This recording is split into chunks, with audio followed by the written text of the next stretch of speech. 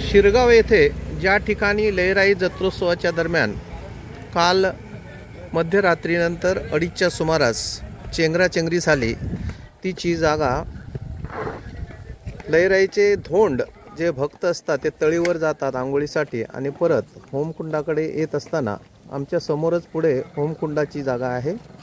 येत असताना इथं याच जागी त्यांना अडथळा निर्माण झाला. वेगवेगळी कारणं सांगण्यात येत आहेत. कोणी म्हणतं भांडण झाल्यामुळे अडथळा निर्माण झाला, कोण म्हणते विजेची वायर पडल्यामुळे गदारोळ झाला, तर अन्य कारणे सांगण्यात येतात.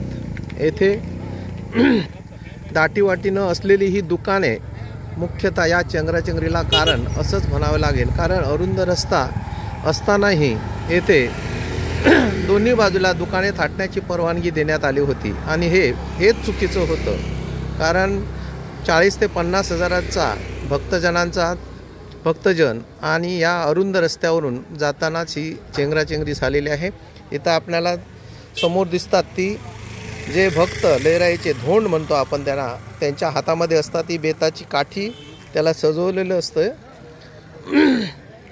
आणि हा तो उतार ज्या ठिकाणी हा अपघात झालेला आहे तो इथं अस्तव्यस्त सगळे चप्पल वगैरे पडलेले आपल्याला दिसून येतात.